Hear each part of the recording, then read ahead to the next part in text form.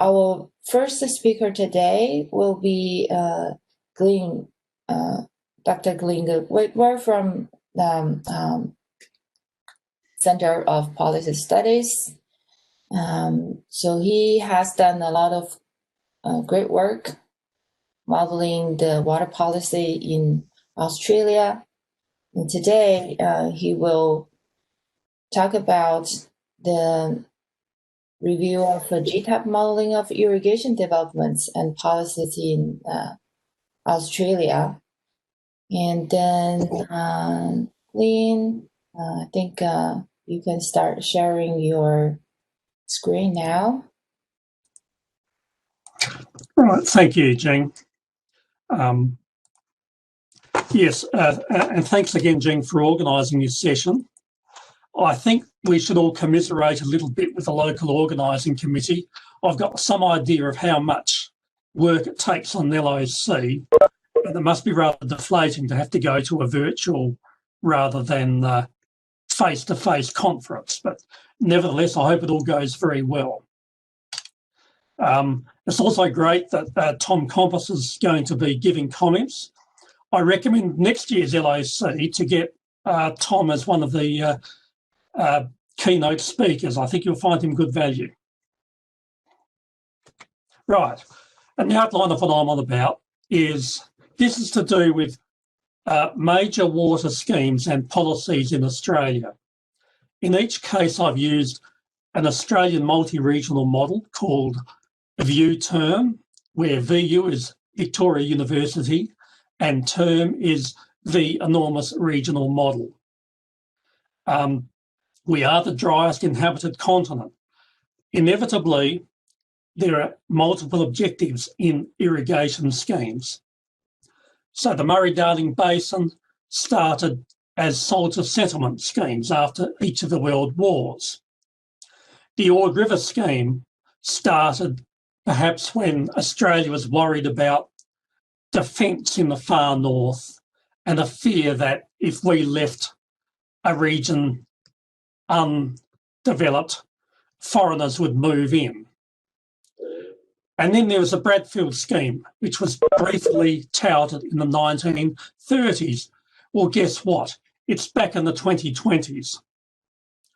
And I'm going to mention also the Flinders-Gilbert scheme in North Queensland, and then talk about some of the issues underpinning water modelling. Firstly, the Murray-Darling Basin. This is important, not because it's a big river. It is important because 57% of Australia's population lives in 5 cities that are reasonably close to the basin or within the basin, and another 4.5% of Australians live within the basin. So the reason that the Murray-Darling Basin is important is because it's close to where people live in Australia relative to the vast, relatively uninhabited interior. Now, where does the Murray-Darling Basin rank in global basin rankings? Well, I think most of you have heard the Murray-Darling Basin. Have you heard of Sumit Nagal? If you haven't, that just shows you know more about water than you do about tennis, because Sumit Nagal is ranked 140th in men's tennis as of last month. And yet the Murray-Darling Basin has only half the flow of the annual volume of discharge from the river system ranked 140th. We're not even there. River length, of course, matters when it comes to the importance. So the Nile, which discharges 88,000 gigalitres at Aswan Dam and about half that in Cairo, is only ranked 95. Maybe you've heard of Yannick Hanfmann, the tennis player, who's ranked 95. I haven't. Now, the Murray-Darling Basin has a highly variable flow because the rainfall is highly variable in Australia. And the discharge can, in its natural state, can range from 5,000 gigalitres to 50,000 gigalitres with an average of 24,000 gigalitres per annum. Now compare that with GTAP's home river, Wabash, which discharges 32,000 per annum. In other words, the home of the river that's at the home of Purdue discharges more water on average than the Murray-Darling Basin. There's a surprise for you. But we need to bear in mind that much of Adelaide's water, Adelaide has a population of 1.3 million or so, and Canberra's water supply is supplied entirely from the Murray-Darling Basin. It accounts for about 2/3 of Australia's irrigation output and about 14% of total agricultural output, which is a bit of a problem when discharge is so highly variable. And it's more of a problem that extractions for irrigation purposes exceed 10,000 gigalitres in some years. And the scientists who made a decision back in 2007 wanted between 3,900 and 7,500 gigalitres kept set aside for environmental purposes so that waterways and wetlands and so on could be maintained without dying off through overdevelopment. Unfortunately, the 2007 Water Act, which is meant to deal with this, has been basically disregarded for much of the past 8 or so years. And indeed, a book has been written by Richard Beasley, a silk stationed in Sydney, and indeed on the front cover it mentions that it is a very angry book. He regards the 2021 Basin Plan, I think I meant to say 2014 Basin Plan, that's my mistake. 2014 Basin Plan is illegal because it fails to address the set-aside of water for environmental purposes under the Act. And as a way of sidestepping setting aside water for the environment, billions have been spent on infrastructure upgrades, which have had mainly make-believe water savings. And only about 2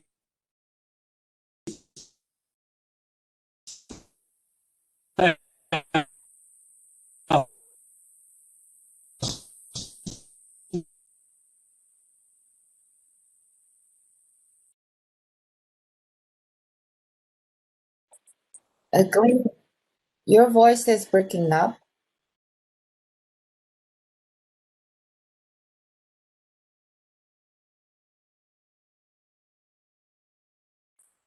Can others hear Glenn? impacts of Hi, Glenn. I think we lost you about 30 seconds. Yeah, the point about billions spent on infrastructure is where we lost you, I think. You're still having trouble. Yeah. So one solution would be to turn off the video. Yeah. So you may want to try that, Lynn.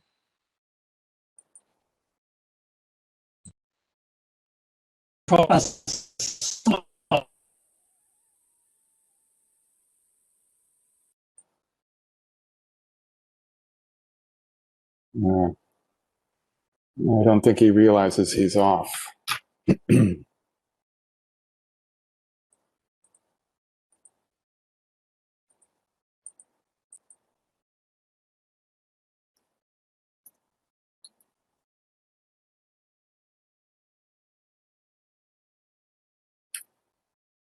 Right, I've done that. Okay.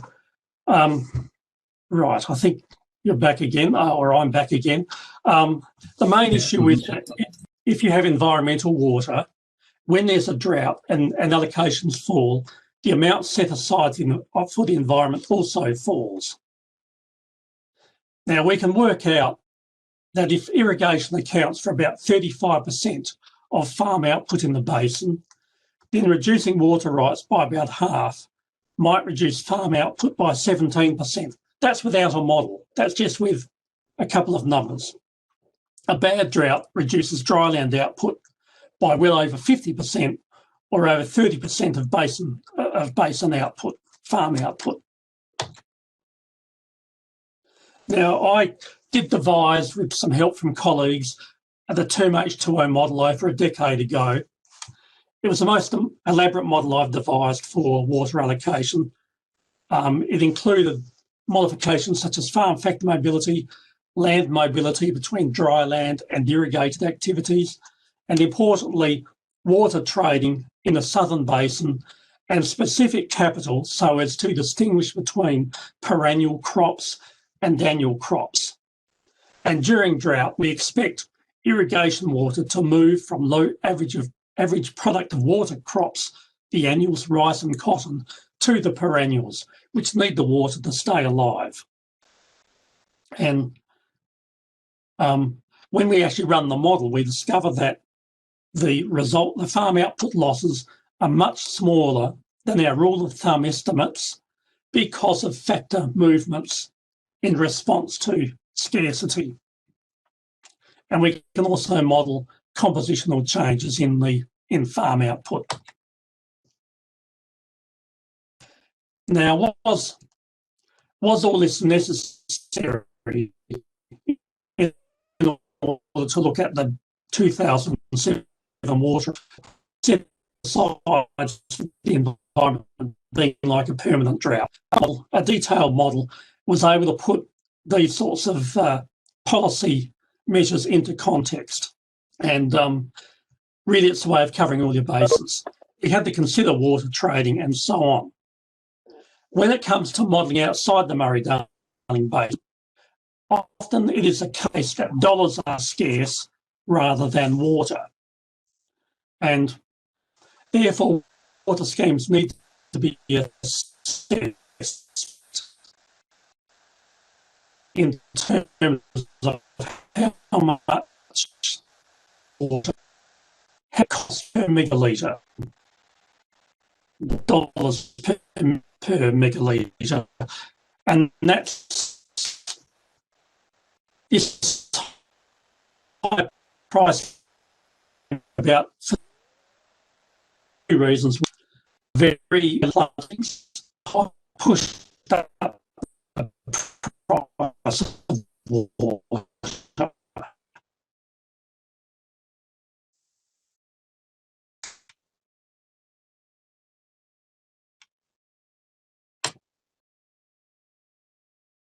Now, the public money, the Bradfield scheme would have been even worse. It was proposed in 1938. The idea was to move water from where few people lived inland, where few people live, and it was scrapped. And I just do a brief comparison here between Phoenix and Birdsville. Birdsville is in the middle of Australia. That's very similar to Phoenix. And Phoenix is regarded as a poster child of an unsustainable city. It relies on a coal-fired power station to pump the water that the city needs to survive on. Now, Birdsville is even more remote than Phoenix, so moving water from vast distances to Birdsville does not make much sense. I first did with O'Neill Banerjee several years ago, and basically our models showed that under certain conditions of extremely high commodity prices, there might be welfare gains from developing the scheme. Otherwise, it doesn't make sense. And really, the great Australian innovations in developing economies in remote regions have been much cheaper and given more benefit than water schemes. For example, late 1920s, a flying doctor service, the shortwave radio Australia came out in 1939. School-aged children on remote settlements were able to learn at using School of the Air rather than attending school. More recently, we've had a national broadband network development. All of these things do much more to develop remote regions of Australia than water. Now, the only trouble is Bradfield is back. It has, and worse still, in Queensland, it has political support across the spectrum. That does not make it any better. We have not come across any scheme that costs less than $4,000 a megalitre to develop. Far from it. We haven't come across a scheme that costs less than $8,000 a megalitre to develop, which would be economically justifiable from the state government's perspective, because the national government is footing half the bill. Now, what I've communicated to the committee is that we need to convert all the physical inputs associated with water development. We need quantities and we need to know how much they cost. We have an investment phase in each scheme where we build up capital and we cost that. We have to convert the investment that's being done to dollars. And then that then goes into our production function. And we have to know something about the underlying technology. So here, think about technology changing with water. Okay, so if you would develop water, either that or you've got a new endowment, a new technology, and that. But we need to know lots of quantities in order to do the modelling. Now, the scheme we looked at is a barren falls land. It's close to high rainfall country, 2,000 millimetres or 80 inches at Kent, which is kilometres away or so. And within the region, there's highly variable rainfall, about 700 millimetres up to 1,500 millimetres. Even in the higher rainfall areas, some irrigation is needed for top-ups for bananas, mangoes and nuts. Now, the costing is that the cheapest irrigation, which for sugar cane, costs about $3,000 a hectare. Most plantation crops will $15,000, with a long lag between planting and realisation of full yields. So we have to versions. So we need to do a hectare, a price per unit of output, and so on. Water yields, hectares developed, development cost per hectare, and the idea is to move a production function within the model from an initial state to a new state. And in doing that, we need to take a Stalinist view, which means we're imposing exogenous plantings on the model. Okay? We can't assume that endogenously it will all happen for us. Now, to work out whether it's good for the country or not, we've got to take account of current consumption, public and private, and then we've got to think about how much it adds to debt, national debt at the end of a project, and what legacy in terms of new capital it leaves us with at the end of the project, all discounted back to the present. So, a word of warning.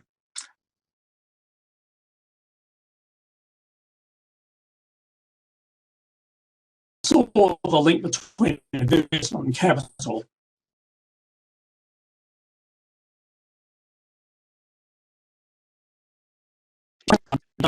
Comparison between hydroelectric and pumped hydro. I don't think there's time for that. The main issue here is that the scheme might look good for the region where it's happening, good for GDP, good for employment, good for real wages.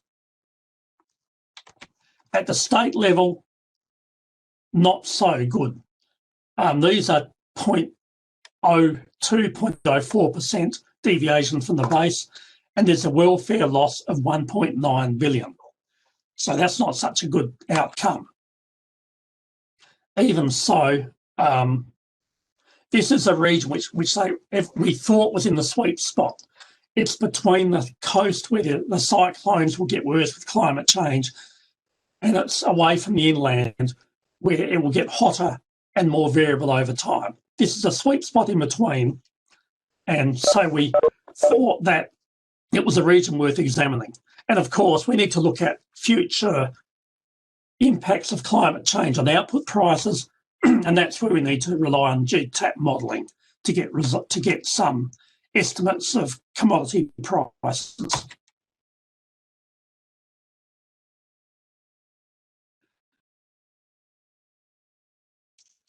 Now, finally, I just finished. Well, if you use input-output, even if you add constraints manually, you always get things wrong. And the thing that input-output gets wrong without fail is the housing impact, because input-output modelling assumes that housing is infinitely elastic, and it never is. And we can enrich our theory with appropriate resource movements, such as we did in 2H2O for land and water movements. And we could introduce both rain, irrigation, water, and bear in mind that climate change affects rainfall. Dynamics help us put into perspective the cost of establishing a so-called high value perennial crop. It may not be such high value if it takes a long time to realise full yields. And of course, dynamics will help us deal better with climate change, because much of climate change is not about on average being drier, it's about on average being more variable while having higher temperatures and more years of low effective rainfall. Okay, thank you. Yeah, thank you, Glenn. So I think there was some tech issues during your presentation. So your voice was not very stable, and sometimes we lost you, unfortunately. I don't know how many slides did that happen on. Yeah, this might be a busy time your side. Now we have about 10 minutes for questions. So let me first ask if any audience has any questions regarding the water policy modeling in Australia, or any questions about Glenn's presentation.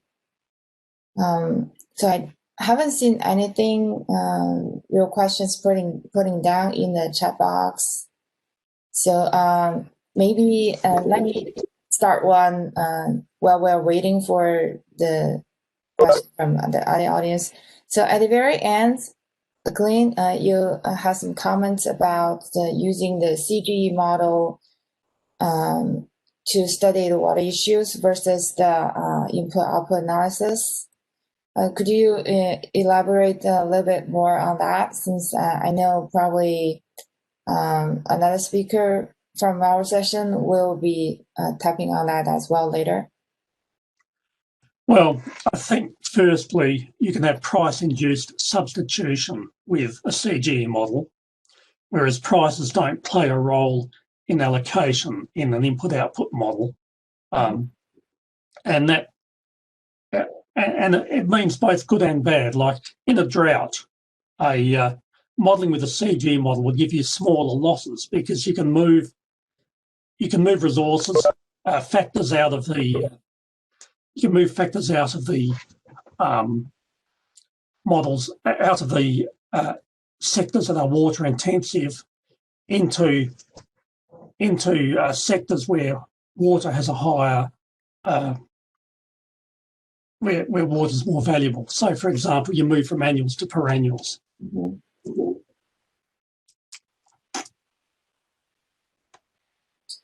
So when the water varies, and then the farmers observe that, so they start to adapt, like you mentioned, changing the crop composition. Yeah.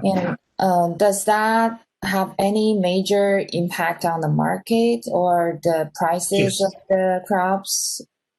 What are the major impacted Yeah, well, in the time I've been modelling the Murray-Darling Basin, the price for water, the spot price for water has varied from $5 a megalitre to $1,000 a megalitre during extreme drought. And so that our animal could do something similar. We can't sustain a 15-fold increase in water as it becomes scarcer. And what happens then is that you have water trading, so rice and cotton stop producing, and their output falls dramatically. It heat the water up to perennial.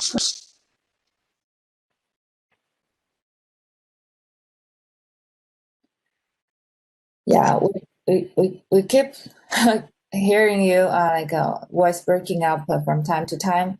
Maybe probably you can try to cue your video when you are speaking, so we can hear you better. Let me try that. So other people, any questions you have for Green or are curious about the water policies in Australia?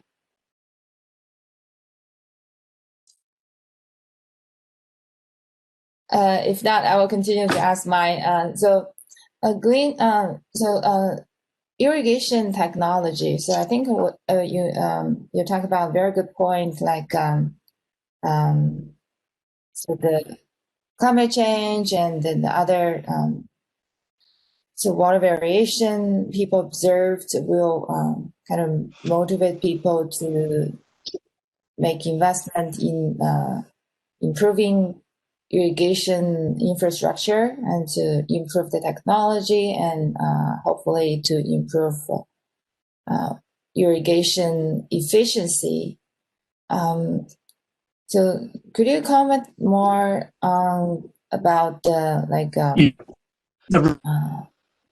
in terms of investment, who is the who is winning from that investment? Is it the farmers or overall, probably people are using the water more efficiently, and maybe the other sectors benefit from it as well? The relation to the infrastructure.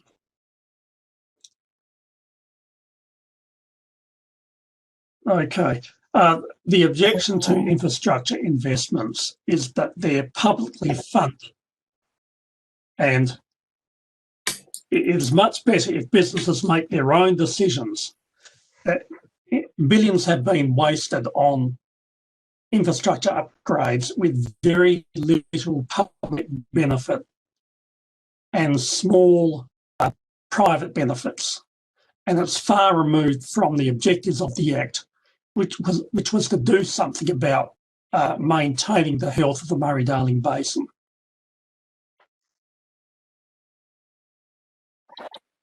Okay. Yes. Yeah. What are the environmental concerns with the water in that basin? Okay. Well, just in 2019, the Menindee Lakes, I can never remember the Menindee Lakes or the Menindee Lakes, one or the other, in southern in southwestern New South Wales, received no water for well over a year, and there were several massive fish kills. There were communities that relied on these lakes for water, and there was no water there. Fish were dying off, and there were two big contributors to the fish kill. Firstly, there was a massive uptake of water upstream by cotton growers who were using water in an unregulated way. And the other problem was that there was then a 3-year drought. Now, I don't think that better water allocations would have stopped the fish kills from happening, but they may have alleviated the extent to which they did happen. And any concerns about water quality? Yes, at the very bottom of the basin, during drought, the water can be many times more saline than the sea, and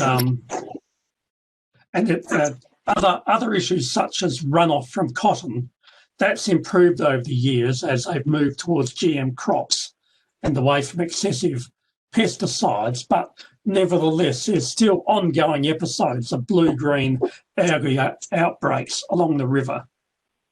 And another issue is there are many Indigenous communities who are connected with the river, and in all the billions that have been spent, they have not been considered, and they've had almost no water allocated to them. Yeah, in the US, we like the heartland, the best land has been widely used for corn, soybean production, and then because corn is intensively using nitrogen fertilizer, and that is causing a lot of like water quality issues down to the Gulf of Mexico.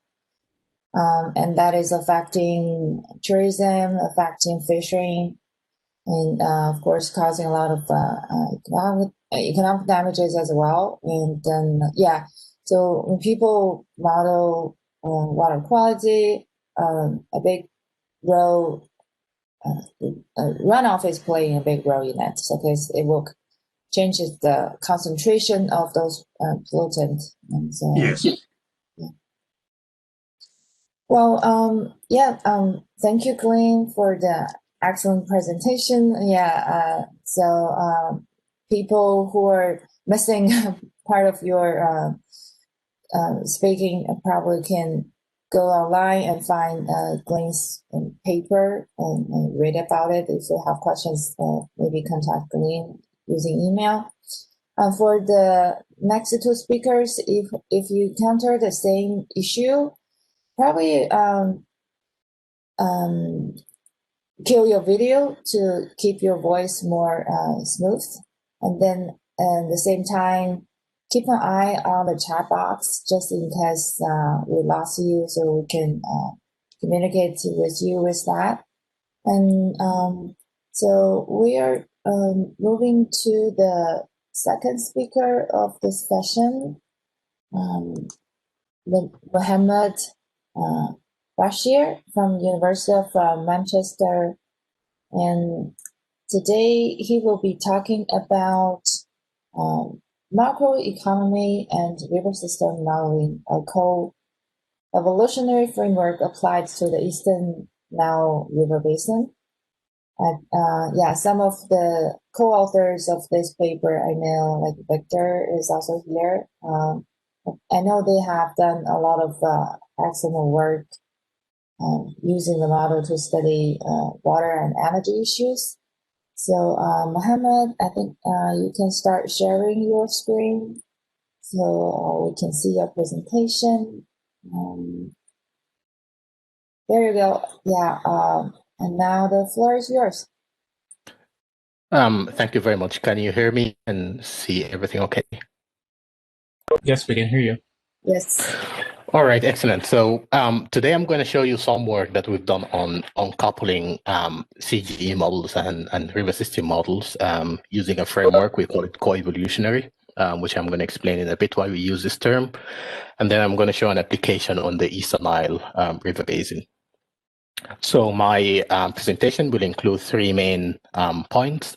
I'll start with a quick introduction, then I will show modeling framework, the generic framework, and then I will show you some of the results on the and simulation scenarios for the Eastern Nile, and then I will finish off with some conclusions.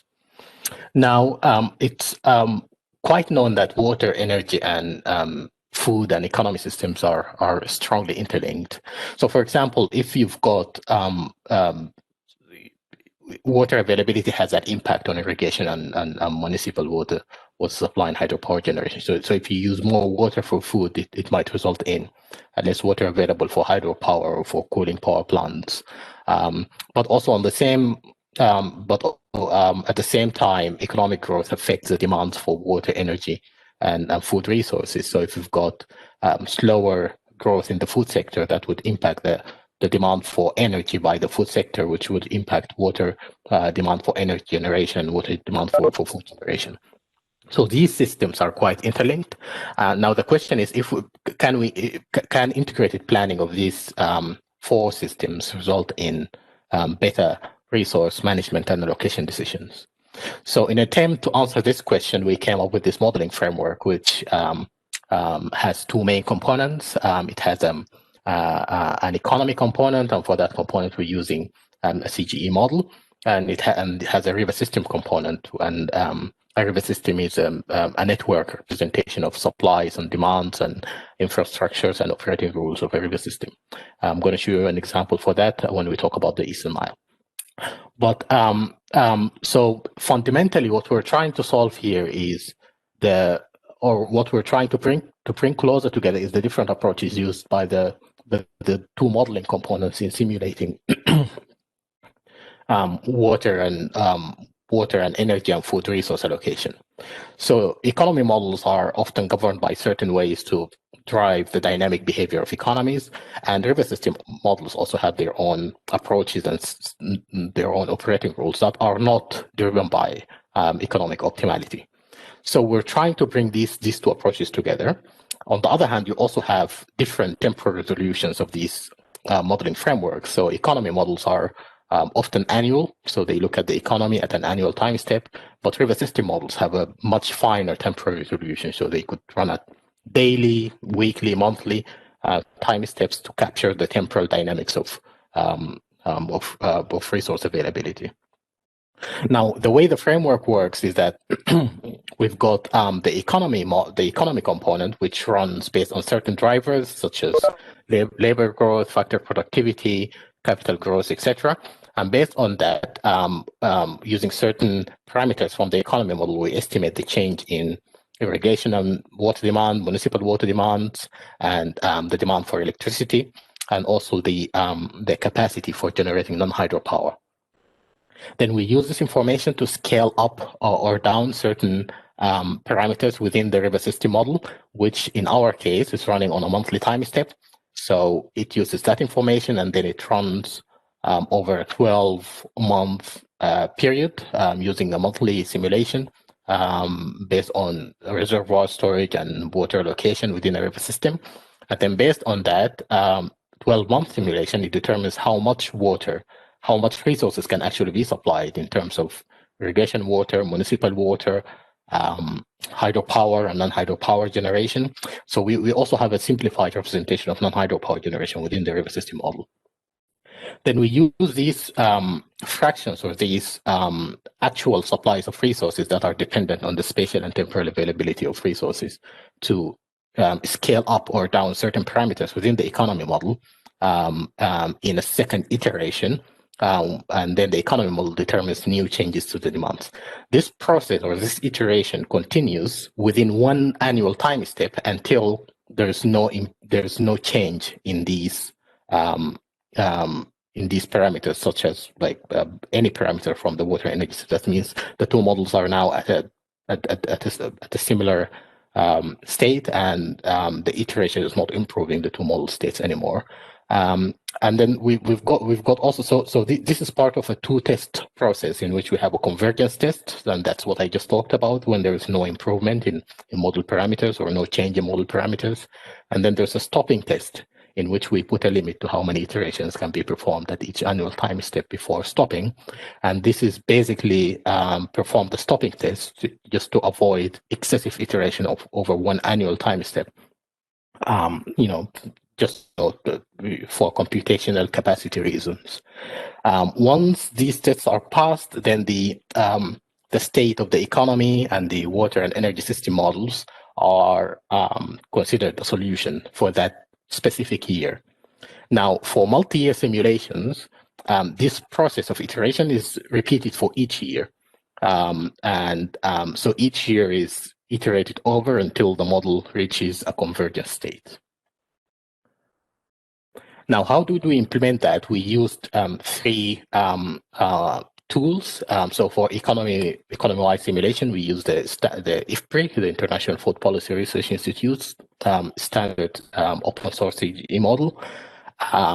For river system modeling, we used an open source Python library for simulating resource system networks called PyWR.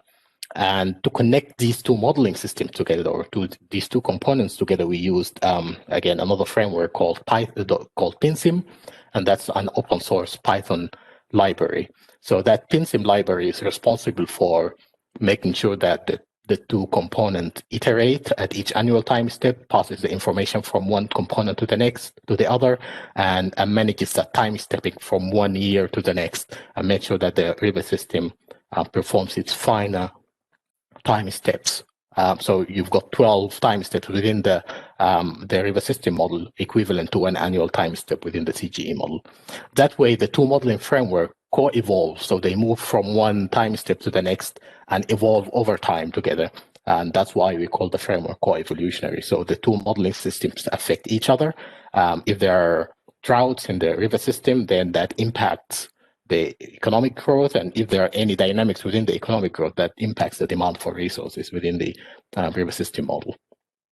Now, all this is now connected and designed in one piece of software. That means either economists or river system modelers could look at the modeling framework and play around with different parameters to see how the system performs. Now, let's move on to the application to the Eastern Nile Basin, how we apply that framework to the Eastern Nile Basin. Now, some general information about the Eastern Nile Basin. So the Eastern Nile is, or the Nile in general, is located in northeastern Africa. The Nile Basin is shared between 11 countries, and it is the longest, one of the longest, if not the longest, river in the world, with around 6,700 kilometers, and covers around 10% of the African continent. So that's the Nile Basin area. Now, part of the Nile Basin is called the Eastern Nile Basin, and so the Nile Basin is this hashed area you see here on this map, and the Eastern Nile Basin is this kind of purple area in the eastern part of the Nile. So the Eastern Nile Basin is around 60% of the area of the wider or the larger Nile Basin, and it contributes around 85% of the Nile flow if measured at the Sudanese-Egyptian border. So it has a quite high contribution to the river flow. Now, if you look at this background colored layer that shows the distribution of rainfall within the three main countries of the Eastern Nile Basin, which are Ethiopia, Sudan, and Egypt, we can see that there's high rainfall in Ethiopia and almost no rainfall in Egypt, and Sudan is kind of in between these two extremes. Now, Egypt and Sudan have been relying on the Nile for so many years, and their economies and their lifestyles are designed around the flows of the Nile, and they have been the main users of the Nile for the past decade or so. But Ethiopia is now also starting to use the Nile mainly for hydropower now, building large dams on the Nile, which is becoming a concern for Egypt and Sudan, and created a lot of political tension over the past decade or so, which I will talk about in a bit. Now, how did we apply the modeling framework to the Eastern Nile? So we developed an Eastern Nile river system model. So that's a model that captures supplies, demands, infrastructures, dams, irrigation schemes within the Eastern Nile river system. And then we developed individual CGE models for Egypt, Ethiopia, and Sudan. And then we connected all these models through the PinSim framework that I talked about earlier. So all these four models co-evolve together and go over multi-year dynamic simulations together and affect each other. The Eastern Nile model also includes a lumped representation of non-hydro electricity generation. Now, what you see on the right-hand side here, this is the schematic of the Eastern Nile River System model. So, for example, triangles, blue triangles here, these are large storage reservoirs. The dashed lines here, these are the country borders. So you've got Ethiopia here, you've got even South Sudan here, and Sudan and Egypt is all the way down there. And then you've got, for example, the green shapes here. These are irrigation schemes, and the yellow nodes, these are inflow nodes. So this model has been calibrated over a 30-year simulation period from 1970 to 2002. And the model includes around 164 inflow nodes, 15 demand location, water extraction locations, 10 reservoirs, and 4 wetlands, that is in the Sud area in South Sudan. Now, the model has been calibrated over that period, but then we used a 100-year river flow record that runs from 1901 to 2002 to generate what we call in hydrology stochastic river flow scenarios, because river flows is a stochastic process that cannot be measured accurately. So that's why any assessment related to river flows should consider this stochasticity and uncertainty.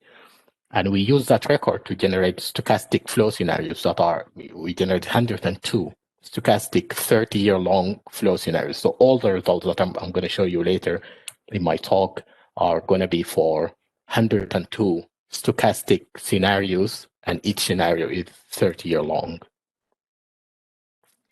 Now, before we use the framework to simulate some scenarios, we try to test how the framework performs that iterative process. It was very important to test that first before going for some policy relevant analysis.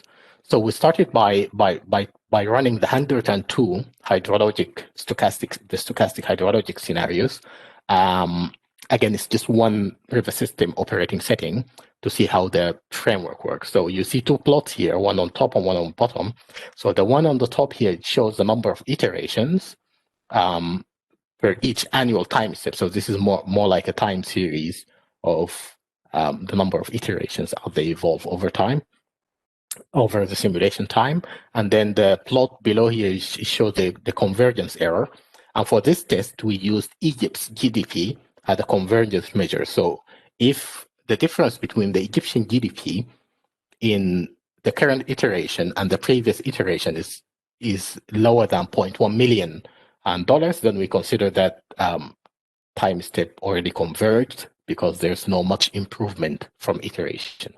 And then we also specify the maximum of 50 iterations per time step to make sure that we don't iterate excessively over one annual time step to just minimize computational costs. So what we see here in this graph is that, again, each gray line here, this represents one hydrologic scenario. So what we see here in total is 102 overlapping gray lines, one for each hydrologic scenario. We can see that in one of the time steps, the number of iterations reach 50, and that's the maximum we set. But we can also see that in that specific time step, the convergence error wasn't at the limit of that we specified of 0.1 million. So it was almost $1.5 million, which is still not a very high value compared to the Egyptian GDP, but it shows you that the iteration process can put an end to this improvement if the maximum number of iterations is reached. So this shows us that the framework is working as required and is trying to keep the error within the specified values. So that was just a test, the proof of concept before moving on to the actual analysis. So now let's look at some of the actual issues that we're facing now in the Eastern Nile Basin. So in 2011, Ethiopia started constructing a very large dam called the Grand Ethiopian Renaissance Dam. It's been causing a lot of political tension between the three countries. So the Grand Ethiopian Renaissance Dam, or I would be calling it the GERD from now on. So the GERD has a hydropower capacity of around 5,150 megawatts. So will make it the largest hydropower plant in Africa. So it's here. This is this green triangle. It's next to the Ethiopian Sudanese border, and it is expected to generate around 15,000 gigawatt hour per year, which will double the Ethiopian electricity generation and help improve electricity access in the country. Now, lengthy negotiations has been going on since 2011 when the dam when the construction of the dam started, and since 2011, but again, there's no agreement yet. A milestone in the negotiations was some rounds of negotiations that took place between late 2019 to early 2020 in Washington, D.C. under and these negotiations were hosted by the United States administration and the World Bank. So out of these negotiations in Washington, came out something called the Washington Draft Proposal, which suggested a way to manage the Grand Ethiopian Renaissance. I mean, in a way that to try to bring the countries together. So that proposal set, among many things, 3 limits on. So a minimum release that should be minimum annual water release that should be guaranteed from the GERD, a 4-year minimum and a 5-year minimum. But again, eventually this proposal was unacceptable to Ethiopia. What we're trying to do in this study, or perhaps in this presentation, is to compare that proposal to another approach that we are suggesting here. We call it coordinated operation. So in this coordinated operation approach, we try to relax the political boundaries a little bit between the countries. We provide Ethiopia with more flexibility in operating the GERD, provided that in times of droughts, when there is less water availability in Sudan and Egypt, Ethiopia provides support to satisfy downstream water uses. And again, this support is also conditioned by really the scarcity of water in the downstream. So if there is very low, for example, water availability in Egypt, when this dam, which is called the High Aswan Dam, which is also one of the largest dams in the world, when that dam runs very low, then Ethiopia is required to make extra releases to help downstream water users. Now let's look at some results. So what you see on the right side here, these panels show the performance, different water and energy system performance metrics. And again, each gray line here, shows one of the hydrologic scenarios, and in total there are 102 scenarios in here. And then you've got one red line which shows the scenario in which Egypt benefits the most, and then there's a cyan colored line in which shows the scenario in which Ethiopia benefits the most. And what this figure shows, in all these figures, they show the difference between the coordinated operation and the Washington proposal. Okay, so what we see here is that moving to coordinated operation results in an improvement in most of water system performance metrics, shown as positive values here. So it improves electricity generation in Ethiopia, it sustains water consumption in Sudan and Egypt. But it also, if you look at macroeconomic metrics from the economic component of the modeling framework, we can see that the Egyptian GDP also improves, and the Ethiopian GDP also improved by moving to coordinated management and relaxing political boundaries.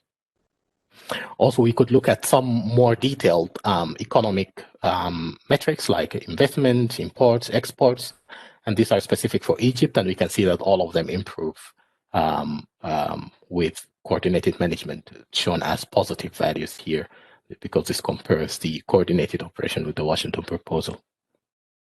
So in conclusion, modeling the interdependencies of water systems, of river systems and macroeconomy could help us make better management decisions. And we've seen that a coordinated strategy for operating the GERD, or the Grand Ethiopian Renaissance Dam in Ethiopia, improves system-wide performance in the overall system performance and the performance in individual countries. And then lastly, we view this coordinated operation in which political boundaries are relaxed as a beginning of a regional integration between countries, in which the linkages between countries are more than just the flows of water, and are more into economic integration. Thank you very much. I'll leave it here. Okay, thank you, Mohammed. That was excellent. So very solid study of integrating the whole system. So I haven't seen any questions posted in the chat box. So let me start one by asking. So in your flow chart, explaining how the two systems, the economic system and the water system interact. So, and then you have the output from the water modeling, telling about the irrigation, municipal and hydro water supply. So I was wondering, what are the rules the rules built in this model system about water allocation schemes? So do you have a priority about how much water will be allocated to municipal? Probably it should be given the highest priority within the supply. So can you explain more about that? Yeah, thank you very much.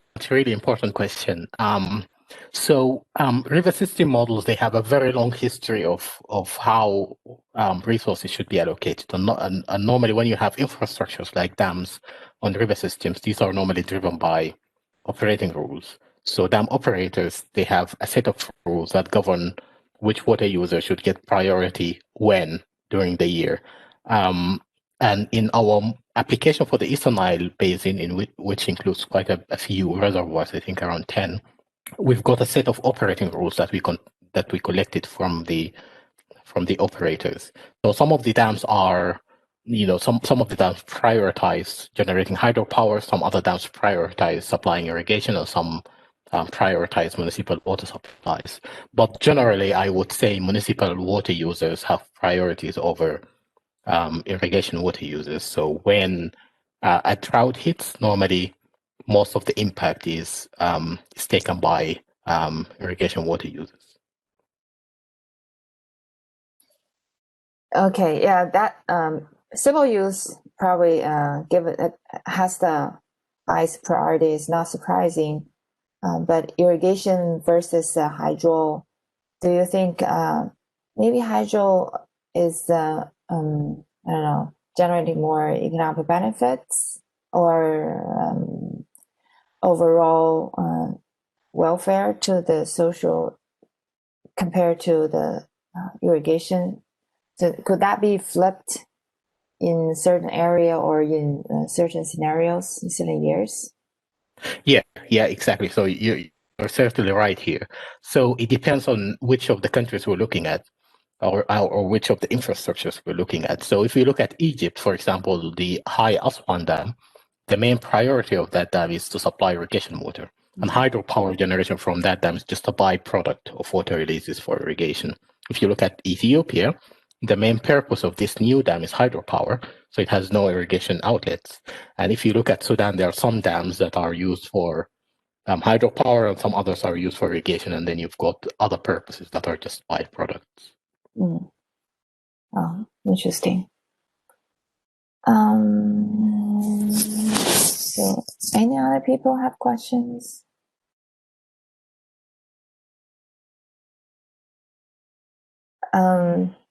So you mentioned some Python open source libraries. So that sounds pretty new to me. So could you explain the benefits and how that works, particularly why you choose to use that one? Yeah. So so the IFPRI excuse me. So the IFPRI standard CGE model. Excuse me. So the IFPRI standard CGE model is actually written in GAMS, in the in GAMS language, but we use the GAMS Python API to kind of run the GAMS the CGE model from within Python, and that's because our river system model is written in Python, and because of our framework that connects to different components is also written in Python. So we try to use Python as a common language, but of course that can also be done in any other language, provided that the tools can run on these different modeling programming languages. Quick question, Mohammed. So do you use like supercomputer, or can you solve everything like a laptop, or how do you do like the cyber infrastructure part of it?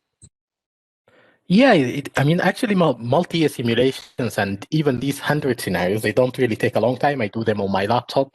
And for example, simulating these 100 scenarios require something like a couple of hours.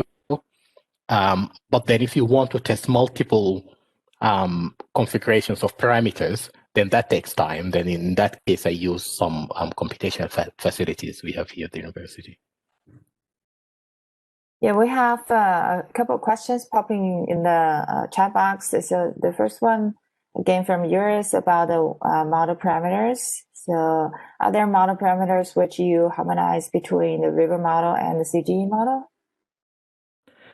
Yes. So so the idea from that iterative process is that we try to make sure that the changes in the demands for irrigation water, municipal water, are the same in both models, and also the electricity demand is the same, and also the capacity of non-hydroelectricity. So we follow the allocation of capital to non-hydroelectricity and the growth of that sector, and then update the capacity within the river system to generate non-hydro power to make sure that both models are homogeneous. Okay, and then I got another question from Latina. Very interesting work first of all, and she has a question about the database for the water system. She was wondering if it was provided with the Python open source application, or you have to build it yourself. Yeah, that's a very good question. So the Python simulation tool, that's a modeling tool. So it's a generic modeling tool that can be used to simulate any water resource system in the world. But you need to collect relevant data for that system that describe that specific system, so that you customize that tool to simulate your system. So in a way, it's something like if you want to build a CGA model, you need to have a social accounting matrix, but that social accounting matrix changes from one place to another. So what we did is we collected data specific for the Eastern Nile Basin, and then we customized the modeling tool to simulate the Eastern Nile Basin based on that Eastern Nile specific data. Very cool. Thank you. Yes. So are there questions from the audience? Maybe I have a final one. So you mentioned a scenario of like cooperative strategies. What if it's not cooperative? Anything like how do you deal? Can you also deal with the conflicts between like a water competition from different countries or different area? Yes, absolutely. So we've actually modeled quite a few of these. In order to come up with a cooperative scenario, you need to go all the way from dispute and then try to improve things. So we could very well model a scenario in which an upstream country just looks after itself, and then we see how that impacts downstream countries, both in terms of economy, water, and hydropower. So that's absolutely possible. It just depends on what scenario you want to simulate, and then you customize that operating rule within the river system modeling component, and then the impact will propagate into the economy modeling component. Okay, thank you very much. Yeah, I think I look forward to reading that paper more carefully, and I see also the co-authors Victor and Alvaro also sitting in this session. Thank you very much for attending, and this is excellent work. Thank you very much. Yeah, thank you. So the time, I think it's time to moving to our third presentation of the session, will be given by Anfeng Zhu from Peking University. So I know Anfeng has been working with Agriculture Research Center at the Peking University. They have done a lot of excellent work on China and the integrated modeling of China's issues with infuse, the integrated food, energy, water. And today, Anfeng is going to present China's food security and water fertilizer, pesticide, and the GHG saving through crop redistribution. And then Anfeng, could you please share your screen? Yes. Yes. Thank you.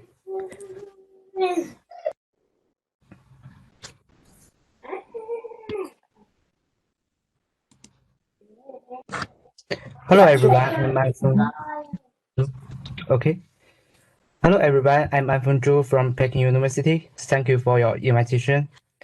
I'm going to talk about reducing resource use and ensuring food security through crop redistribution in China.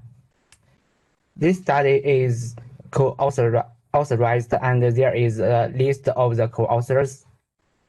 China has made great achievements in ensuring food security. It feeds 20% of the world's population with only 5% of water availability and 8% of arable land, while its food self-sufficiency is relatively high than other countries. However, China's cropping system has been overburdened by long-term high-intensive resource use and emits large GHGs. For example, the groundwater level drops rapidly and the fertilizers intensity continues to increase.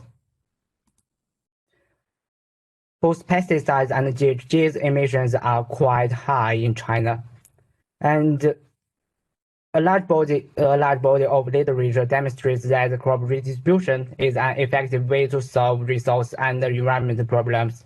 So the question is that how best to redistribute crops in China, how much resources and emissions could be saved through crop redistribution, and what is the contribution of crop redistribution to China's food and environment targets. Next is the methods and data. Our crop redistribution approach was based on agricultural big data, which we divided China into 72,000 grids by 5 arc minutes. Crop-specific information on irrigated and rainfed yields and harvested area was taken from SPAM database.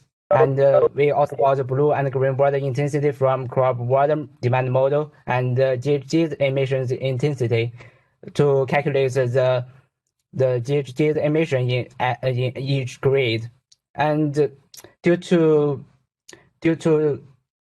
data limitation, we only got the provincial level pesticide intensity, fertilizer intensity, and farmers' incomes. And what I want to emphasize is that we not only considered spatial optimization based on the data mentioned above, we also consider temporal optimizations. Therefore, we need the information of cropping seasons to determine whether different crops can be rotated and to build crop rotations. We consider 13 crops both on irrigated and rainfed crops lands, which account for more than 74% of China's harvested land. At first, we built a crop rotation model. Assume that there is a specific plot suitable for sun maize and wind maize growth. And besides the rotations that only planting sun maize and winter wheat, we also consider that the rotation that planting sun maize after winter wheat in 1 year, which is helpful to increase the medical cropping index. We aggregated 72,000 grids into 7 regions based on ecological zones of China and built crop rotations for each region. To build the crop rotations, at first we calculated the number of months needed for crop growth. Then we calculated the time intervals between 2 crops, and the total time needed for crop rotation is the sum of the time for crop growth and the time intervals, which should be less than S multiply 12. 12 is means converts years to months, and S is the number of calendar years needed for rotations. According to the crop rotation model, we got 725 crop rotations, which includes 1 or 2 or 3 crops per year and 3 crops per 2 years, 5 crops per 3 years rotations. And here are some examples of the rotations in North China. And then we built a large linear optimization model, both to explore an improved distribution on both irrigated and rain-fed crops lands separately. Our approach aims at minimizing China's resource requirements and emissions simultaneously, and ensuring food security and farmers' incomes. And we considered 8 kinds of resources and emissions, both blue and green water, nitrogen, phosphorus, potash, and compound fertilizers, and pesticides and GHGs. We replaced the existing crop rotations to explore a better crop distribution, providing that the following conditions were also met. The national production of each irrigated crop should not decrease, shown as equation 1, and the farmer's income on irrigated cropland should not decrease at grid level. Equations 3 and 4 represents that the cultivated area and harvested area should not decrease at grid level, and equation 5 to 12 represents that the resources and emissions should not decrease at grid level. And equation 13 is the object of optimization. In this framework, we can see that the object is national green water. So this is an example minimizing national irrigated green water demand. So by changing the object, we could get some other resources results, minimizing other resources, and similar methods could be duplicated on rain-fed cropland. We got 8 irrigated and 7 rain-fed crop distribution strategies built, and then built a Pareto optimal set which contains 28 crop redistribution strategies. And by combining the irrigated results and the rain-fed results, and we select a strategy in which all resources and emission savings are most synchronized. Policies for each resource are set by different government departments in China. For example, when the Ministry of Water Resources making water policies, so they do not take other resources into consideration. Therefore, the replacement analysis for irrigated and rain-fed crop production was also repeated for 8 other scenarios to explore the strategies of the department in China. Take S2 scenario 2 as an example. S2 scenario 2 means that minimize the blue water consumption while remove the constraints of other resources and emissions. We remove the equation 6 to equation 12. And next is the results of our. Next is the results. This figure shows resources demand and emission savings in different scenarios. Each color represents a scenario. For example, red color represents resources and emissions savings when minimize blue water demand.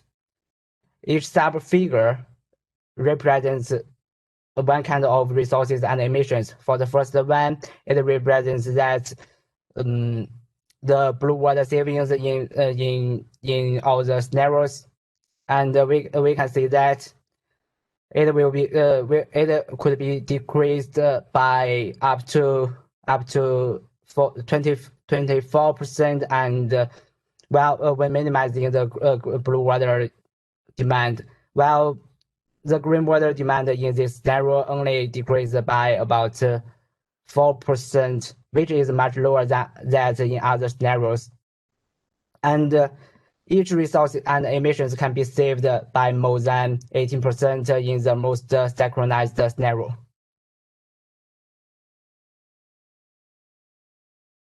This table shows the distribution of crop after replacement. Take wheat as an example. The production in North China accounts for 63% of national total. It will decrease to 60% after replacement. This distribution of other crops also changes significantly, such as soybean, rapeseed, and sugar beet.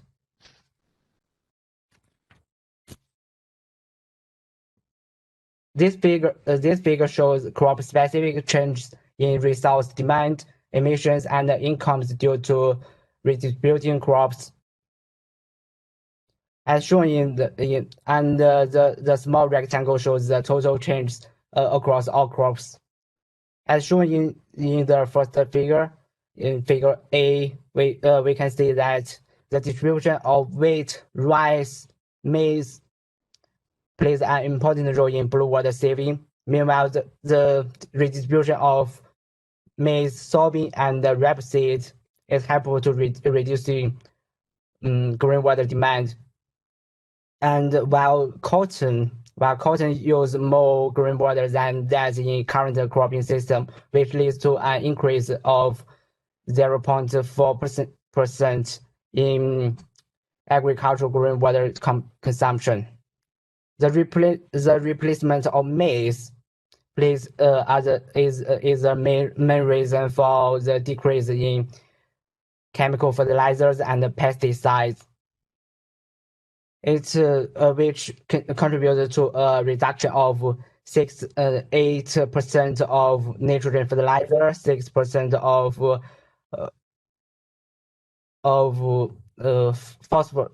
phosphorus fertilizers, and 7% compound fertilizers, and 3% of pesticides. When it comes to the farmer's income, the redistribution of wheat, maize, and cotton are the main reasons for increasing farmers' income. Although the national advantages of this strategy are clear, certain regions benefited more than others. Greenish maps show current spatial distribution of resources, demand, and emissions. And these two columns show the changes after crop distribution. For example,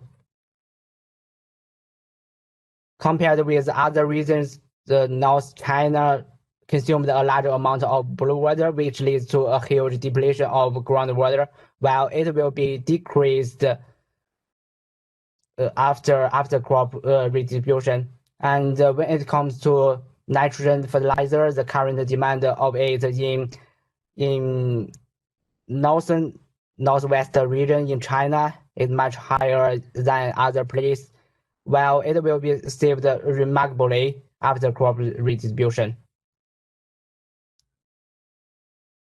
And there are also huge reduction of pesticides and GHGs in specific regions. China's government has set targets for agricultural resources use, and this figure shows the contribution of crop redistribution to achieve those targets. The blue color bar represents the projected resource demand based on historical trends, and the yellow bar represents the resource demand after crop redistribution, and the red bar represents the targets. As we can see in the first figure, the demand of blue water is projected to be 433 billion cubic meters in 2030, and the target is 373 billion cubic meters, and there is a huge gap of between them, and well, about 40% of this gap could be offset through crop redistribution. It is also important to achieve other agricultural targets. And based on the results given above, we found that each resource and emissions can be saved by more than 18% simultaneously, and the redistribution of wheat, rice, and maize plays an important role in it. Certain regions benefited more than others. Our crop redistribution is an effective and low-cost measure to reduce resource demand and emissions without compromising food security or farmers' income. And it provides an alternative strategy to other methods. Thank you for your attention. Any comments or suggestions are greatly appreciated. Great. Thank you, Anfang. And any questions for Anfang from the audience? If not, let me start mine. So looks like Anfang, the crop reallocation is a pretty important strategy based on your analysis in China. So I was curious about I'm not sure should this be a methodology question or should be like a practical question. So when you allocate the crop production across different area in China, I know China is big, and then farmers who used to like be very skilled at growing a particular crop, is it fairly easily for them to switch something else, or will government provide additional incentive for them to switch in order to encourage the reallocation? How will that be? How will that be possible in the real world? It's a good question, and we provide we want to provide that. Can you see me in the screen? I cannot see your. Probably you have stopped sharing your screen.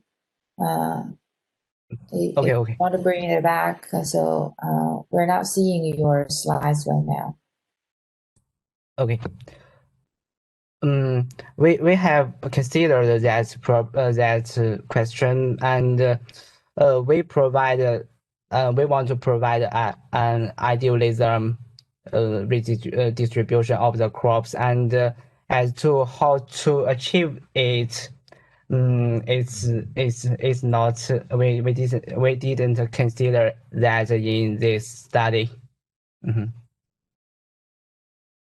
Yeah, that might be a great idea, but may encounter some challenges in practice, because I know some of the practices farmers probably have been doing for decades, and the growing conditions that is good for one crop may not necessarily be good for some other crops. So and then so another question I had was so why in your objective function you're trying to minimize the demand for green water, is that right? It's just an example that minimize.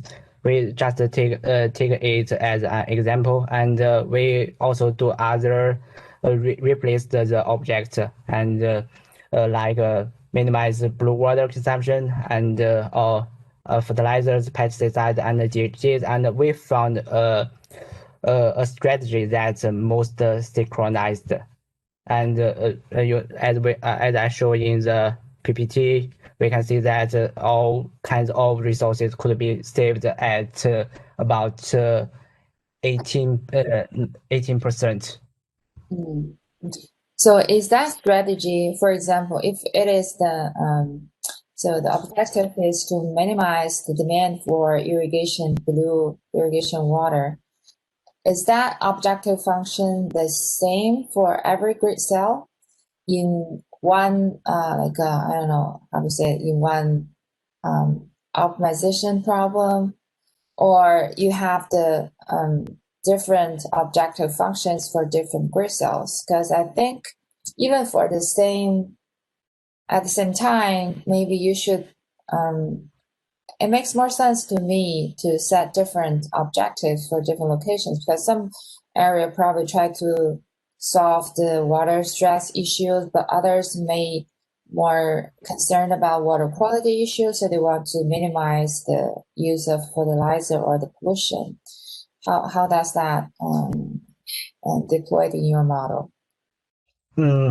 We set constraints about of every kind of resources. Every kind of resources should not be increase in grid level.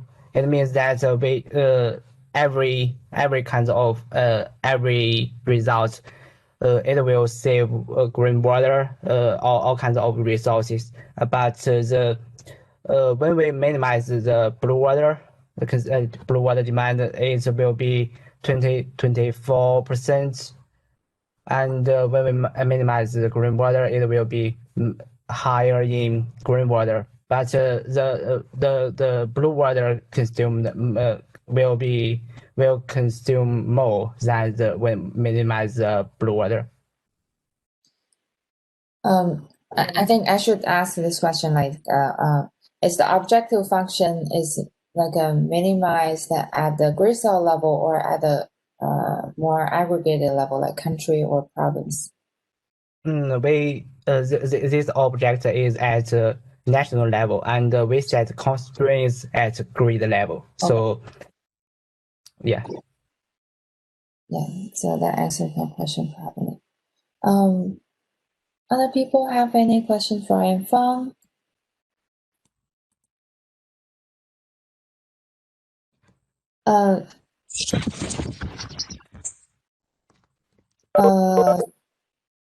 So I had a similar project about China as well, to model some crop production and the natural resources uses, like a land, water, fertilizer at the grid cell level. So one of your data sets, you mentioned, I forgot, should be at the top of your data slides. So it's not what we used. So that one was, you said it's a 2019. So can you explain more about that data set, the crop production and harvest area, things like that? Who is providing the data? Has that been maintained? So do you have update for more recent years? Has that been regularly updated? We use harvest area and the yield from the data, the information of them are taken from spam database, and it's about the year and we use the latest spam database, but it is 2010 years, 2010, and we will update the results by use the if we can, we will update the database, and the information of blue and green water was taken from the crop water demand model, and the GHGs from others results, other results, and actually we use the so many data, and we could it is difficult to find the update the latest database, you know. Yeah, when we were doing any projects with China, we found that data is always an issue because many of them, especially at the fine scale, are not shareable. So basically, we're not able to use Yeah. any of them. Okay. So yours had a question put in the chat box. Yours, do you want to unmute yourself and ask a question? Oh, sure. So a great presentation, Anton. So do you consider the optimization just within the currently cropped area, or do you also have some sort of, crop production expansion rule wherein if you don't have to observe production in a grid cell, you could expand production there? Thank you. Mm-hmm. We have considered that we use we have used the spam database, original spam database. It will tell it could tell you whether there is cropland, and we have interpolated the area and yield to expansion to in the non-cropped area, but there is no significant difference between the results. So if we use the interpolated area or yield, we could not illustrate well about what is the contribution of our crop redistribution and what is the data from the data. Yeah. Yeah, the problem in China now about the cropland area is probably they're trying to preserve the minimum amount of agricultural land. So they call it the red line. So they call it the agricultural red line. Yes. And then expansion capacity is very limited as far as I know. And so probably almost all the most fertile land suitable for agricultural production has been taken. And then there were some programs recently, like past decades, about returning the cropland back to forestry or pasture to improve the environmental system. That is taking agricultural land away from production. So it looks like technological improvement is the only way to help us get enough food provided in the future. Any other questions from the audience?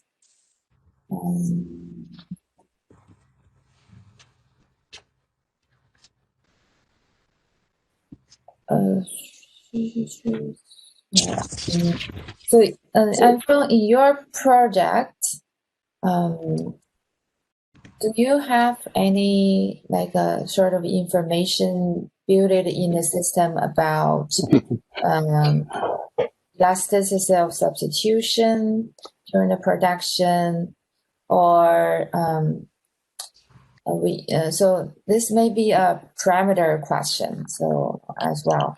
So when you have, for example, when you look at the fertilizer use, I think the ultimate objective should not be simply reducing the fertilizer uses.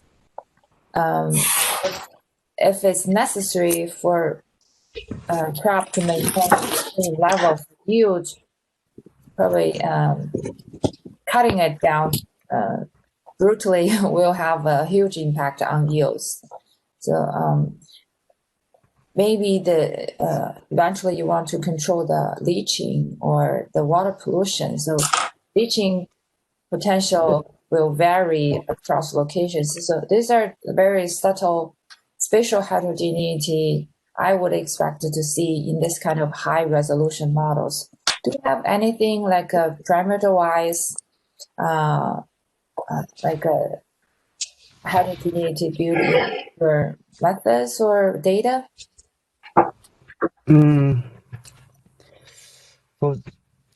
For this question, that's a very good question, and we just use the original spam database,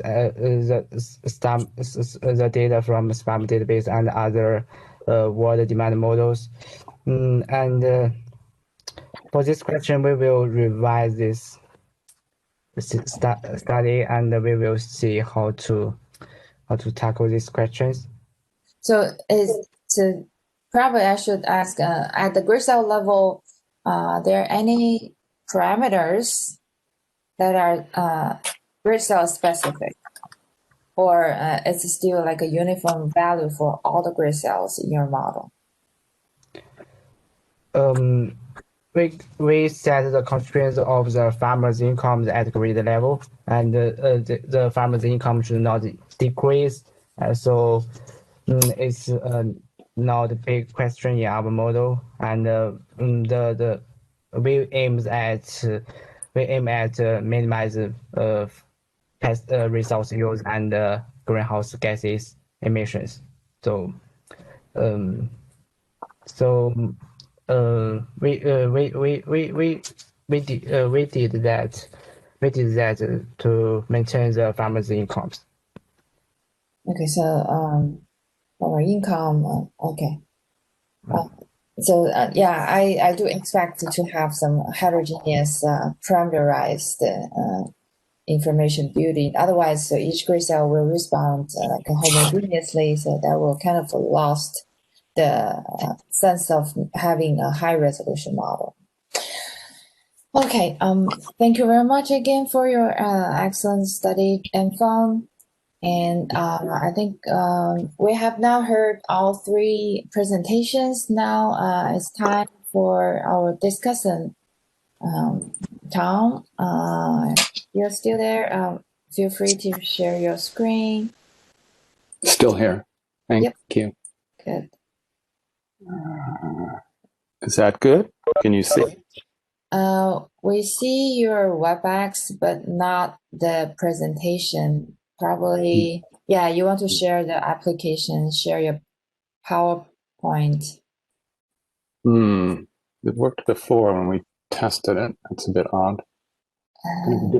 Difficult without. Okay. No problem. That we can try that again. You can choose share, then share your. Yeah. Okay. Can you see the presentation now? We're still seeing the WebEx. No worries. Let me try to see if I. Yeah. Usually, if you have two monitors, that's the. Yeah. Do you have two monitors? No, I unplugged the second monitor, so it should be working. It worked during the testing. It's really share my meeting window. Share.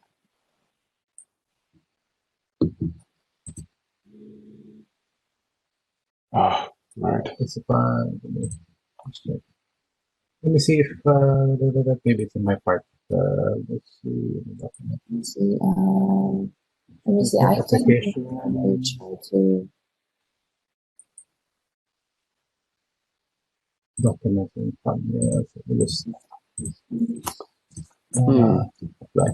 Can you try it again if you can see share the documents?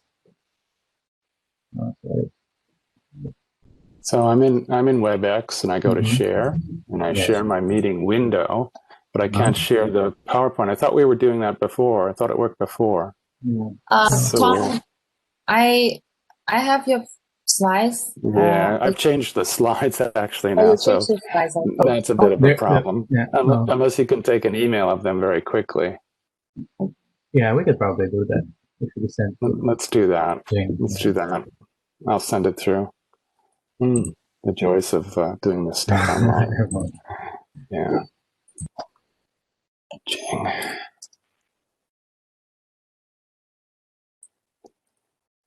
Okay. I was altering the slides during the presentation, so it's good to use that PowerPoint. Yeah, it's good. Like you're updating it as you're listening. Yeah, to the, that's right. Speakers. Yeah, I know some people are. Most of people, I think, used to use Zoom, but not. Yeah. Zoom or Teams, typical for me. Yeah. Has that come through? I'm still waiting. If it's large, it will take some time to get in. It's not that large, so it should be okay.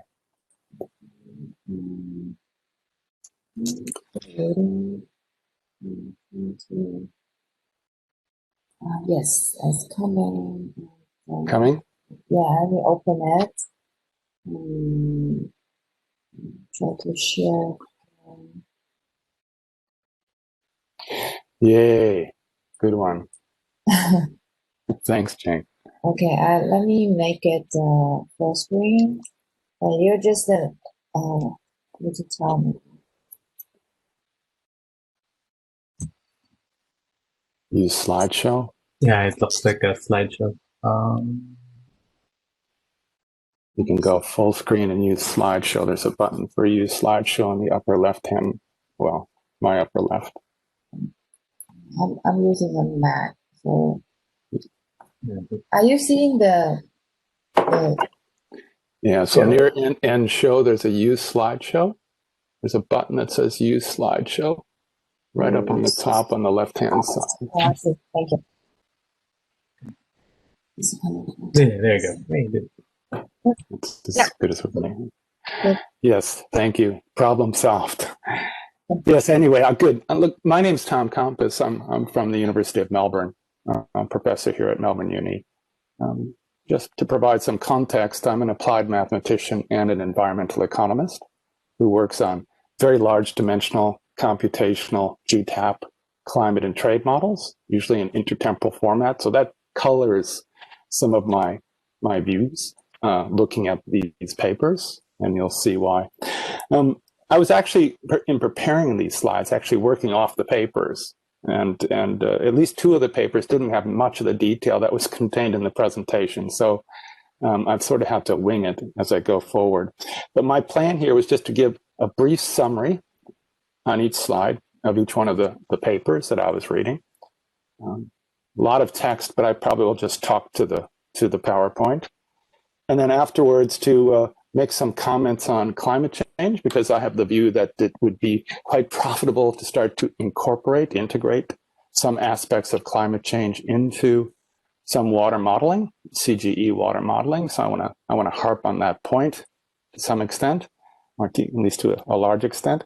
And then I'll make some overall comments. Actually, in addition to what Jing was doing, Jing's already, I think, done my job to a large extent by asking a number of different questions and making comments along the way. So that was really, really quite good, Jing. I was very happy with that. So let me start with Glyn's paper. So a lot of text on the screen for those who want to just read, but I'm just going to talk to it. I mean, what Glyn does here is he's actually fit the format of this session. He's provided a review of the water modeling that he's done in Australia over the years. He's the master of this sort of material in Australia, and uses a very, very well developed, sophisticated database called Term HTO that their center has proprietary rights over. He's looking at the effect of irrigation schemes in general in Australia. And this is important for Australians because there's a big debate about water here. I mean, the trouble, let me say this before I start on this issue. If you had trouble hearing Glyn, and I think many people did because his internet was a bit variable, please go and look at his paper, because his paper is crackerjack.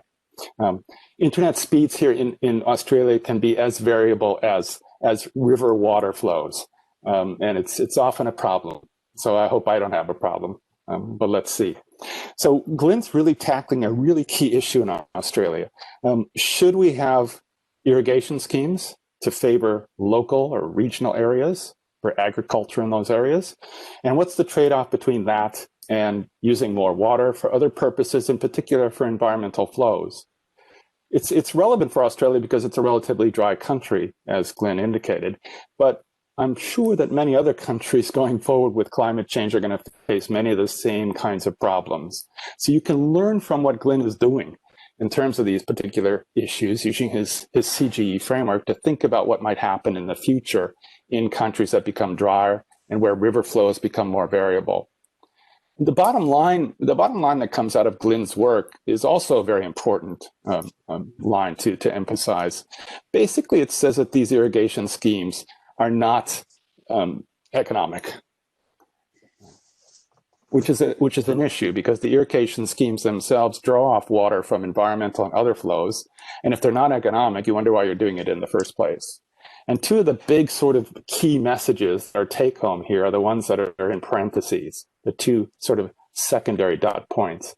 When he's talking about the Murray-Darling Basin, right, we spend about $13 billion on the irrigation scheme to provide more water for local areas, in part to appease concerns from regional communities. But the value added is far less than that. And indeed, the real take for me is this paper in 2013 with Peter Dixon. For every dollar spent on essential services in the basin, Murray-Darling Basin, it would create 4 times as many jobs as comparable spending on water infrastructure upgrades. Infrastructure upgrades have been a huge waste of money, in my mind. And I think the analysis here indicates that's true. There's a lot of issues that go with those upgrades. And this nicely highlights their problem. Glenn mentioned some of the things you could do instead of having water infrastructure upgrades. He had a list and they were really quite telling. So that was the Murray-Darling. The same sort of thing happens in the Flinders-Gilbert irrigation scheme and also in the Ord River scheme. This is a common story here. And it'd be nice to sort of hear Glenn sort of unpack why this continues to happen time and time again. Because in the Flinders-Gilbert irrigation scheme, you also get the result that it's unlikely to yield any net economic benefits. Now, there's a nice little quote here from his paper where he's talking about the impact of, or the economic benefits that would accrue. In fact, they only accrue at very, very high commodity prices. And in that context, if you have impacts from climate change, even those high commodity prices may not, in fact, make the scheme economic in the end. So I want to talk about that as I go forward a little bit further. I want to talk about the climate change impacts and how you might incorporate losses in ag and labor productivity into Glenn's framework to get a sense about how they interact. But, you know, great presentation. And again, please have a look at the paper. It's first rate. Next slide. Okay. So this is the paper Mohammed Bashir and co-authors. This is the one on the macroeconomy and river system modeling. The paper doesn't have a lot of the technical detail. So I was a little bit confused when I was reading it, but the slides were fantastic. Okay, this is a really quite cool, sophisticated, what they call a bidirectional coevolutionary macro model combined with a river system in an integrated setting, and then attached as a computable general equilibrium model to it. They apply it to the Nile Basin, as you saw, but it's impressive in its structure.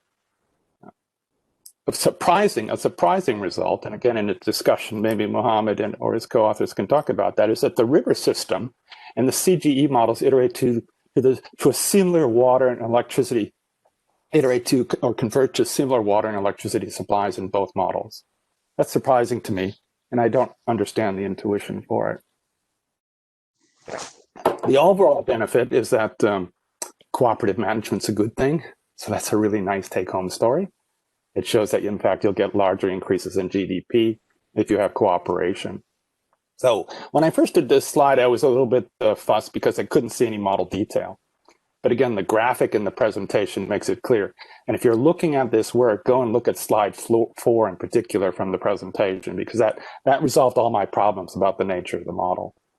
And I also had similar questions that other people have had, Jing and others in the chat box. It'd be nice to see the modeling framework. There was a hint from Mohammed it was open source. It'd be nice to have a look at it because it was, again, pretty impressive. Next slide, please. So this is a really interesting paper on China's food security and water, pesticide use, and crop redistribution. Again, the technical details were left out of the paper, many of them, but they were captured to some extent, and actually to a large extent in the presentation. This uses a very large-scale linear programming model based on data for agricultural production to study the impact of crop redistribution on water, fertilizer, and greenhouse gas emissions in China, or how you might save those emissions in China.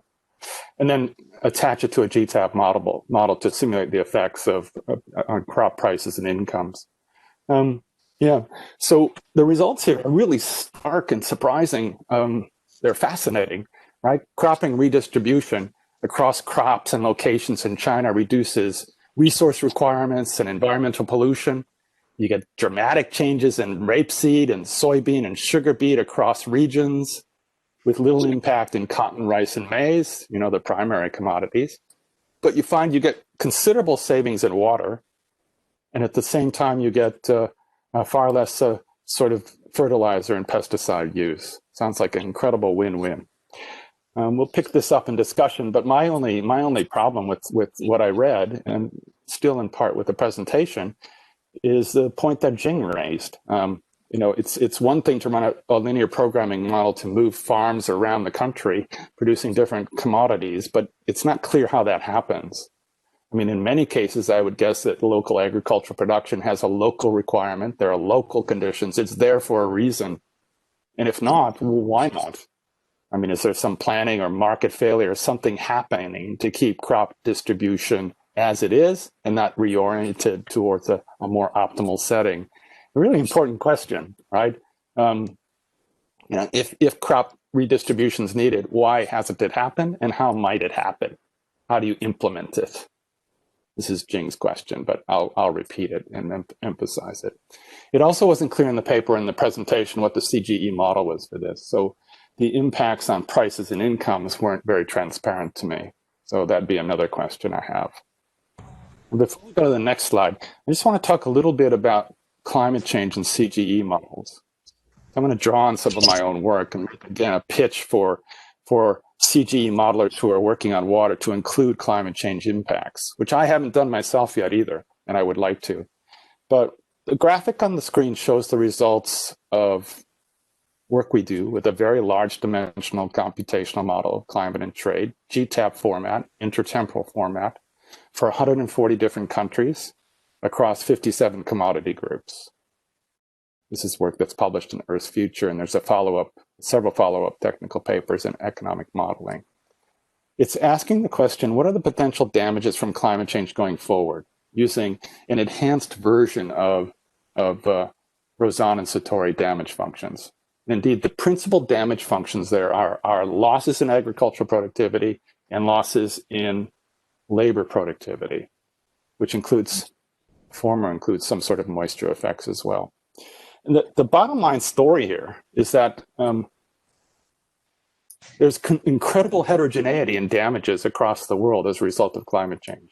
It's very bad to focus, and this is common for economists, to focus on sort of average global losses, even with these limited damage functions from climate change. The real story is the heterogeneity. And what the heterogeneity shows is that you get quite a different impact across countries. In fact, the range here of the fall in GDP, again, with very limited damage functions, just losses in ag and labor productivity, basically, range from 1 to 28%, depending upon country, where the average loss unweighted across countries is about 7%. So it's about a COVID shock by the time you get to the end of the century. Again, with limited damage functions. It's the heterogeneity that matters, though. So if you look at the graphic, the areas in Egypt and Ethiopia that Mohammed was talking about, they'll be severely impacted, both in terms of ag and labor productivity, but with the losses in ag productivity come losses in moisture and sort of rainfall and so on. They're included in the model context. China also has a bit of a problem, right? As does especially South Asia and Southeast Asia. Greenland is a bit pink because it's picking up the countries that don't have resolution in the map, in case you're wondering about that. So we know climate change is going to have severe impacts, even with limited damage functions. They'll vary by country. We need to account for that when we start thinking about water going forward and how it impacts within a CGE model. Indeed, you get the same result. Next slide as well. Thanks, Jing. Next slide.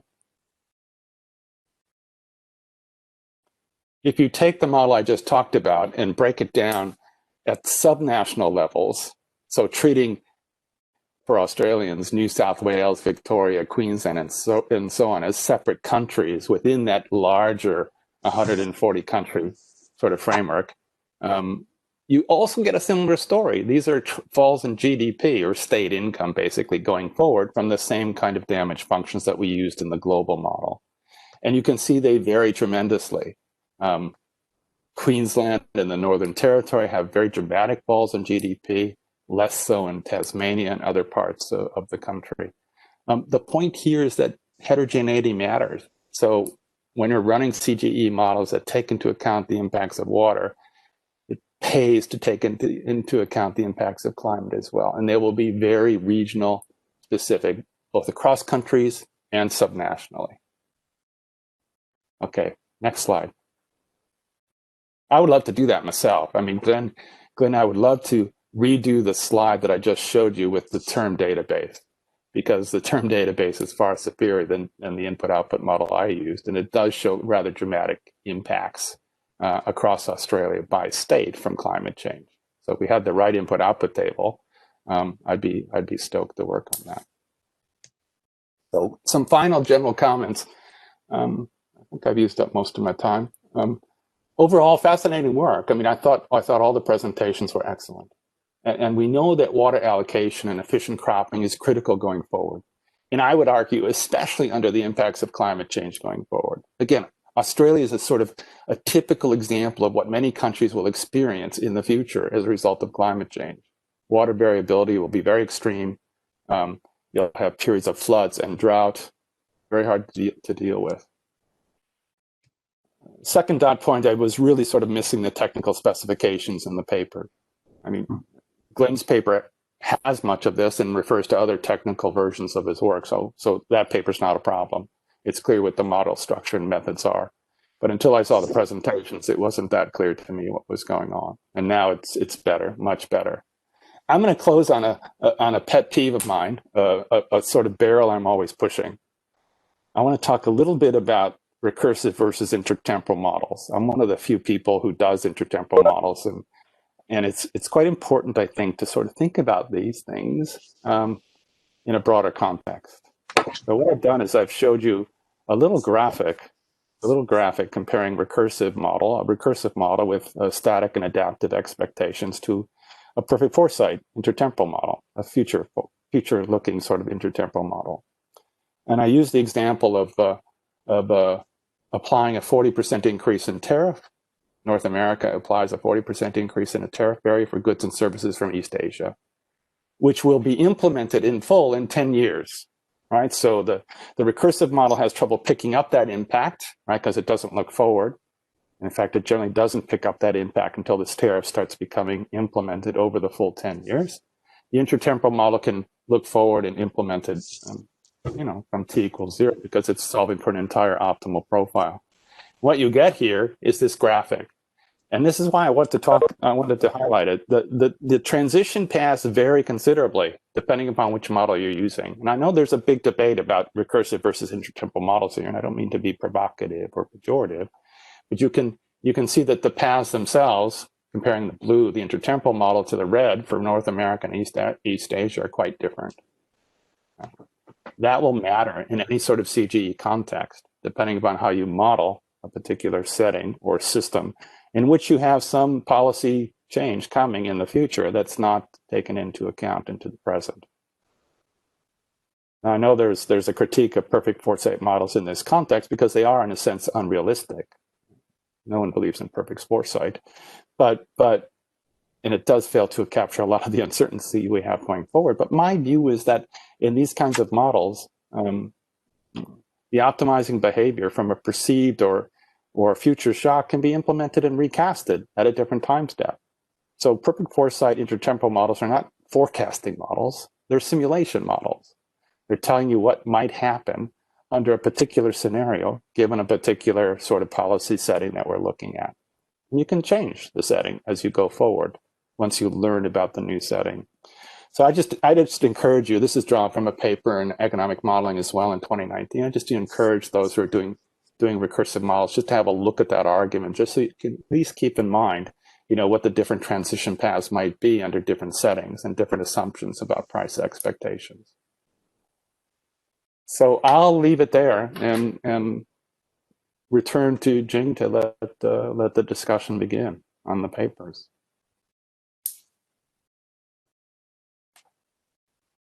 Very good, very good. Thank you so much, Tom. I think that was an excellent summarizing and critique of all three papers. And I actually very agree with you very much on a couple of points you mentioned. So first of all, in the context of climate change, it's good to see more and more people are talking about labor capacity impact. So I think lots of previous work has been done on crops or maybe energy sectors, but actually for some regions, the labor productivity shocks is actually pretty big in terms of the overall impacts. So I'm happy that you raised that. And then I also agree with the subnational differences you mentioned about the water in this context is particularly important because water scarcity, water pollution is largely a local issue in many cases. And then, I also found this point you discussed at last about using different models. I think I was not thinking of that before, but now I thought in the context of water modeling, because there is always some like uncertainties, seasonalities in how much water we're receiving and what is the demand. So with that kind of degree of uncertainties, what is the advantage of or applicability of intertemporal model you're talking about here? Yeah, so there are very few examples of stochastic CGE models. All right, that's a computational limitation. There's only 2 or 3 that I know of, which would handle many of the uncertainties that you just talked about. The benefit of an intertemporal model is that the transition path is more accurately characterized. I mean, if you look at the diagram that I showed you, there's a flat spot in the recursive solution to this tariff imposition from North America to East Asia, and that's because expectations lag. So when you announce entitlements for water, for example, or you put a climate change target net zero by 2050, it affects current behavior, and you need a model context that can capture that. So, perfect foresight's extreme, and we know that static and adaptive expectations are also extreme. So we need some sort of halfway house to try and accommodate both potentially. But it's just nice to keep in mind that in fact these transition paths might vary, even though it's in a deterministic setting.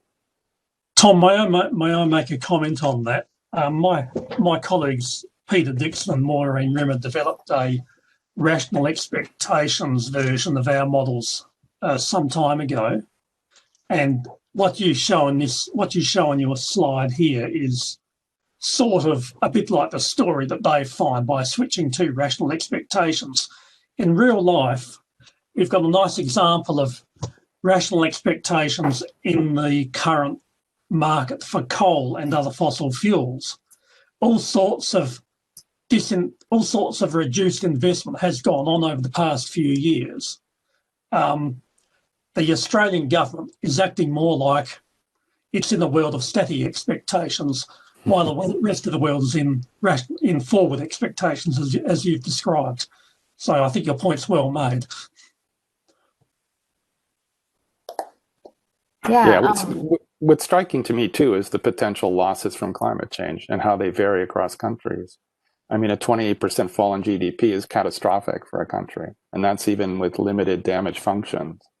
The losses in China are also quite substantial. They're about COVID-sized shock. And in fact, if you look at the dollar damages from now until the end of the century, just using those limited damage functions, it's over $600 trillion, which on average is about a COVID shock every year for the next 80 years. It's that serious. Of course, climate change isn't like that. It's not going to be a COVID shock for each one of the next 80 years. It's all backloaded. After 2050, you get 2 times COVID, 3 times COVID, and so on. That's what tends to happen. That's going to have profound impacts on economies, and yeah, worth thinking about, taking into account. Yeah, some of those climate-related impacts could be accumulated over years. In terms of, for example, commodity stocking up and the market expectation responses, and I think it will maybe even bigger than if we think of them year by year. Other comments from the might pay to get a response. I had some questions to the authors on presentations. I wouldn't mind hearing some responses to those. Yeah, that's a good suggestion. Noting Glenn's point on rational expectations, which I agree fully with. Peter Dixon's a leader in that. But the other authors said I had some questions for them, and at least they were in italics in my slides. It might be worth picking some of that up.